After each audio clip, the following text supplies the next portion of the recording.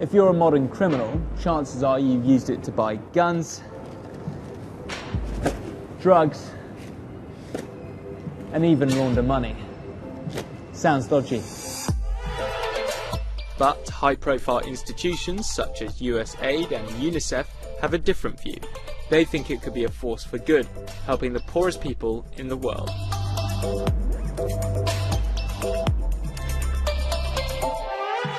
It's a technology called blockchain, a global online database that anyone, anywhere, with an internet connection can use. Unlike traditional databases, which are owned by central figures like banks and governments, a blockchain doesn't belong to anyone. And with an entire network looking after it, cheating the system by faking documents, transactions and other information becomes near impossible. Here's how it works. Blockchains store information permanently across a network of personal computers. This not only decentralizes the information, but distributes it too.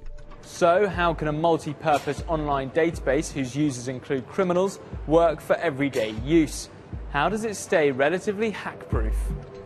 The answer is blockchain's millions of users. They make it difficult for any one person to take down the network or corrupt it. The many people who run the system use their own personal computers to hold bundles of records submitted by others. The records are known as blocks. Each block has a timestamp and a link to a previous block, forming a chronological chain. It's like a giant Google Doc with one key difference. You can view it and add to it, but you can't change the information that's already there. The blockchain enforces this by using a form of math called cryptography, which means records can't be counterfeited or altered by someone else. Blockchain's most famous application is Bitcoin.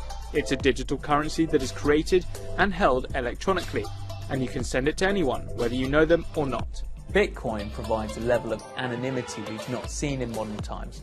That's because, unlike credit cards and PayPal payments, there are no middlemen such as banks and financial institutions asking for our personal information and home address.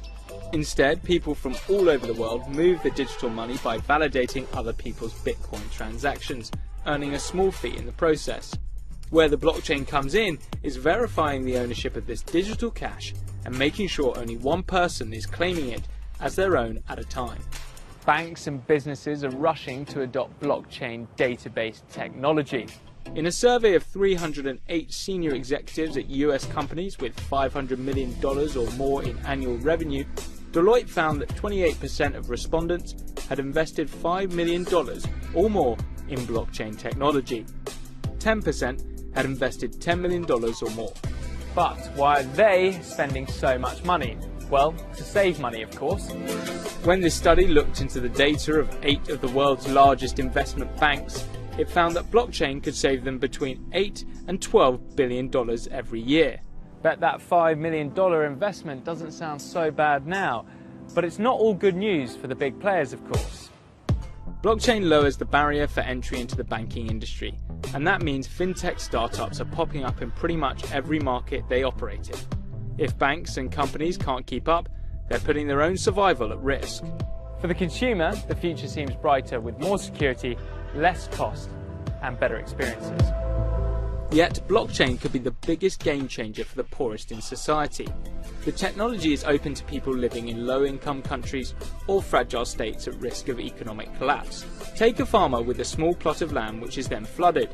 The paper copy of the deeds to his land is washed away, resulting in the farmer having no proof of owning the land. Or perhaps he does have a digital copy on a government database, but it is erased, altered, or even destroyed in a political coup. If the farmer had filed that deed on a blockchain, he could have avoided all these problems. Along with speeding up the flow of cash and providing a secure place to keep records, the benefits for the poorest in society are enormous. From protecting our identities to running autonomous vehicles to managing a world that is increasingly dependent on the Internet of Things, the possibilities of blockchain technology seem endless. But whether it lives up to its promise remains to be seen.